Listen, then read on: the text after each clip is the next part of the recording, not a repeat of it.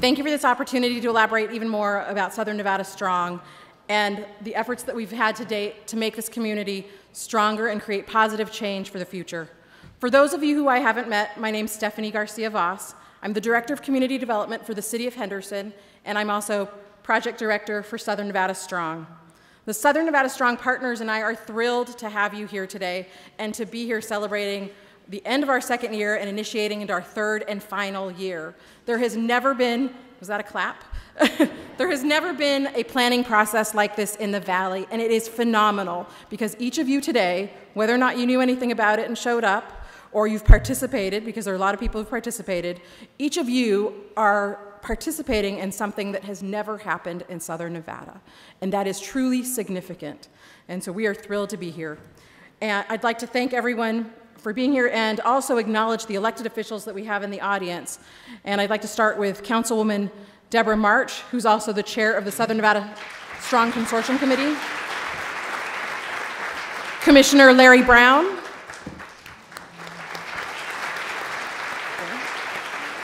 Councilwoman Lois Tarkanian from the City of Las Vegas, Councilman Ricky Barlow from the City of Las Vegas,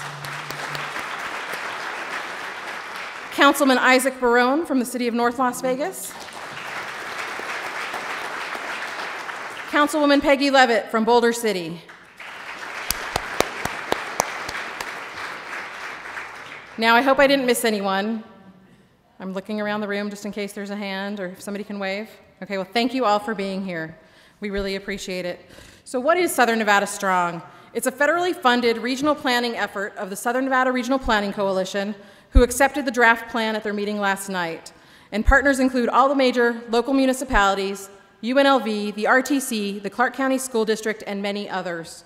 Our region competed nationally and was selected to receive this funding through a partnership for sustainable communities, and it's a collaborative effort between HUD, the Department of Transportation, and the EPA. And they're working to integrate housing, land use, economic and workforce development, transportation and infrastructure to support and empower local communities. They now know that we have limited resources and we have to strategically reinvest those resources. $1 can't be spent in each of these areas, and we have to focus to get the biggest bang for our buck. Southern Nevada was one of only 29 regions across the US to receive this grant, and I would be remiss by not thanking those so few people who were in the room who helped us with that grant. Professor Rob Lang, Dr. Rob Lang is here, Dr. Denise Tanata Ashby, who's here, Sean Robertson, who was on our staff, Sean Gerstenberger, Dr. Sean Gerstenberger. They worked tirelessly with us to get this grant submitted. We tried once before, and we had an even stronger submittal the next time because of their help, so we really appreciate that. So what are we trying to achieve by this plan? We are creating, a foundation to build long-term economic success and community livelihood by better integrating transportation, housing, and job opportunities. And how is this plan different than other plans in the past? Well, I'll tell you, this is a data-driven plan that's been done through research and analysis that we've never had the funds to conduct before. And it's been driven by community input and priorities, which we'll elaborate on in the future. I went back. So, when and how? Well, nearly 3 years ago, it was fall of 2011, we received the call. And I was actually chatting with Phyllis Hargrove. She remembers exactly, and I do too, and I think it'll be embedded in my memory forever. I was driving in the car towards City Hall in Henderson, and Phyllis from HUD gives us a call and says, "You got the grant, and next week we're gonna have to have a big reception." And I was in the car on the phone, on Bluetooth of course, and I was at the stop and there was a crossing guard outside. And of course I'm probably underplaying the screaming. Phyllis remembers it very vividly. I think I hurt her ears. But I was screaming and the crossing guard was looking at me, wondering what's going on in that car, but I couldn't even stop. I was so excited. And then I drove about another block and got a call from my coworker who said, "Oh my gosh, do you know we got the grant?" Because that means we really have to do this and we're going to work on it. And so we were excited and elated, and then the reality set in that this is a big project, that this project is going to take a lot of partners, all of you in this room and so many others. How are we ever going to do this? So we had to sit down and put our thinking caps on really quickly to try to figure out how are we going to break this project down. Many of you were here last year when we came in to tell you that we were kicking off our second year. Our first year was spent doing data analysis and research and gathering the facts, understanding our community. What's important? Where are we? Where do we stand with national best practices and standards? What are we doing good at, and where do we have the opportunities to improve? Then the second year, we went out to the community and asked the community directly, you know, what's important to you? What is it that makes Southern Nevada special? So we focused on outreach and did lots of different events and met lots of people and had over 5,000 people participate, whether it was a telephone survey, an online survey, or through different events and public outreach. That's a lot of people to be making contact with, especially when you realize the small size of the team and the working groups from the different jurisdictions. There's not a lot of people to be doing that much outreach. So then year 3, this is what we're kicking off today. Year 3 will be gathering outreach on the draft regional plan that was accepted last night by the SNRPC. We're going to be looking at our opportunity site analysis, and we'll talk about those in a bit. And the site analysis will showcase the benefits of the draft regional plan priorities and put them on a manageable neighborhood scale. The end product will be a regional policy plan that is federally recognized, and it will strengthen our valley. And we've never had a federally recognized regional policy plan in the valley. Now, who's involved? And this gets back to how are we going to get there and how are you going to make this manageable? As we discussed, if you'll take a look at the cone, the SNRPC is the overarching, or is the umbrella that's taking a look at this, but it really starts with public input. At the top of the cone, you can see the public input, and that's where we've had the over 5,000 people participating. Then it was broken down into task groups. Many of you served on task groups, whether it was housing, transportation, the environment, economic development and education, social equity, and healthy communities. We have subject matter experts in each of those, task group chairs, who took a look at all of the public input and deciphered it and came up with some plan recommendations. Those were then fed to our consortium committee. And our consortium committee is comprised of elected officials, appointed officials, business leaders, community leaders, nonprofits, and they have been taking a look at all of the recommendations and have synthesized them and then forwarded them to the SNRPC board. And as we said last night, the SNRPC board approved or accepted the draft plan to go out for public comment. So to date, a few of the project accomplishments, we've had the existing conditions report, the livability assessment, scenario planning analysis, and other things as well. One interesting component that we've also had is that we were able to use ethnographic research to go to the community to gain insight that we might not have otherwise obtained. We worked with UNLV students who actually went out to the original 12 opportunity sites and interviewed constituents, interviewed people in the neighborhoods to find out what was really going on. One of the most striking responses we heard was how people use public transportation and they rely on it. And right now, for example, we have a really harsh environment and we have vulnerable communities who only have the public transportation to rely on. And during the heat and the harshest times of the year, it's really hot to sit in any of the stations. If you go to sit on a bench, you'll burn your legs. You don't want to wear shorts because you'll end up burning them. We had people actually say that they will stand in the right-of-way because there's shade in the right-of-way. So they're risking their life to take advantage of a little bit of shade as opposed to standing on the sidewalk or underneath a shelter because they're too brutal and too hot. So that's the type of research that we couldn't have otherwise found. And if you're here this afternoon, I encourage you because 2 of the students will be presenting the information they found. Now, the way that the opportunity sites were selected, and they are the Maryland Parkway Corridor, the North Las Vegas Downtown, Boulder Highway, and the Las Vegas Medical District. The general criteria included community and political support, opportunity for economic diversification, enhancement of connectivity and access, and ability to be replicable at other locations in the region. And so those were the criteria that we used. few other things that we've accomplished: public engagement plan, multiple capacity building events. And through our efforts, we estimate through print media, advertising, flyer distribution, radio announcements, social media, online research, that we've actually reached 2 million Southern Nevadans, which is phenomenal. And we have received, like I said, 5,000 responses from the public. And we look forward to our next phase of public input.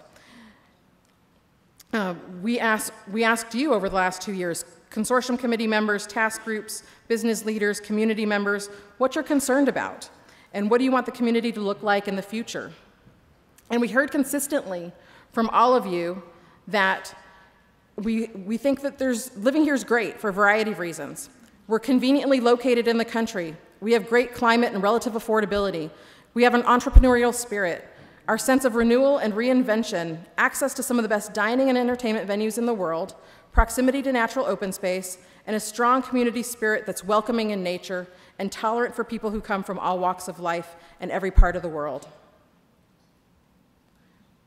So the result of all these efforts is the draft regional plan that is reflective of broad community outreach, research and analysis, and the results of scenario planning. One of the first tasks we had was to develop the vision. And our vision was really based on our residents want to protect what they love about the community, but they also asked we also asked them what their concerns were. And they were concerned about the quality of education. They want access to a wider range of quality jobs. They want us to address social problems such as homelessness and access to quality health care. They want a convenient and safe transportation system, including frequency of bus service, safety for bikes and pedestrians, and more permanent options like a light rail line. They want quality housing for all budgets, and they want reinvestment in our deteriorating communities. Our residents and business owners are also concerned about the dependability of our water supply, and they want to see government collaboration. And so with all of this input, we developed a vision statement that you can see here, and we also developed, that's the foundation for the plan, and then the plan has 3 priorities, and I call them the 3 I's: improving our economic competitiveness and education, investing in complete communities, and increasing transportation choice. Our economic development and education task group members, the LVGAA and others, have been working diligently to integrate the comprehensive economic development strategy and draft regional plan. Now, in your binders, you'll see an at-a-glance about our document. So I'm not going to go through each of those goals, but a few of them include ensuring that Southern Nevada offers a range of place types to attract and retain future workers, visitors, business, and entrepreneurs, increasing collaboration between the state government, local governments, and the region's higher education institutions to align economic development and education efforts, supporting the educational system and learning environments through thoughtful land use and transportation planning. The second theme is to invest in complete communities. And how would we do that?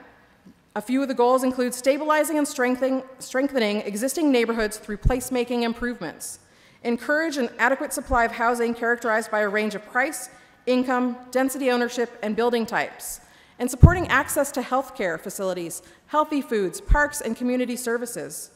And another key component is our preferred land use scenario. Scenario planning is a process to evaluate how you might grow in the future if nothing changes, and allows you to take a look at those recommendations as how you would like to fulfill the desired vision. So here are a few of the base Cape development types. If we continue to do the status quo, you can see this type of development. If we were taking a look at the preferred land use types that we saw through our surveys and outreach, they're different, and they are more reflective of our vision statement. And so we looked at these and have included them. And a few of the things that came out of this are that new growth occurs in existing neighborhoods, and vacant and underused sites are redeveloped. More people can live close to work because jobs, services, and schools are located within easy reach of a variety of housing types for all budgets and preferences. Underutilized retail and industrial land along key corridors is repurposed and attracts small businesses and companies in the targeted economic industries.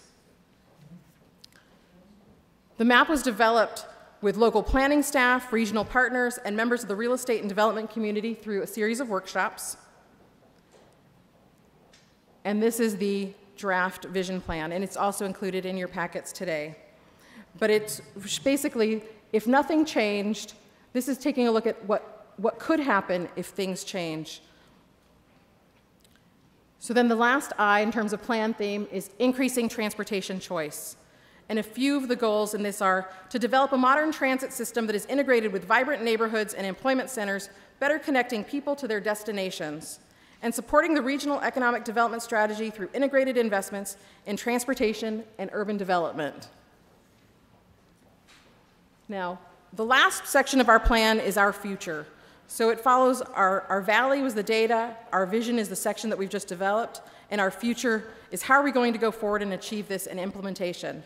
How are we going to maintain momentum and identify goals and strategies with the Public Engagement and Equity Task Group to continue to engage our community in implementation. The Public Engagement and Equity Task Group's goals are included in this section to raise the importance of the priorities identified in the plan. We need to continue to communicate with the public and find creative ways for them to participate. As we've talked about, we have a 24-hour town, and we are not necessarily the most accessible. When typical outreach takes place at 5 or 6 o'clock in an evening at a local school, we might get a handful of people, and I think we've all experienced that. We might get 10, we might get excited if we get 20 people to come out. That's why when we took a non-traditional approach to public engagement through Southern Nevada Strong, we're thrilled to talk about the 5,000 people that have participated directly. It requires us to do something different.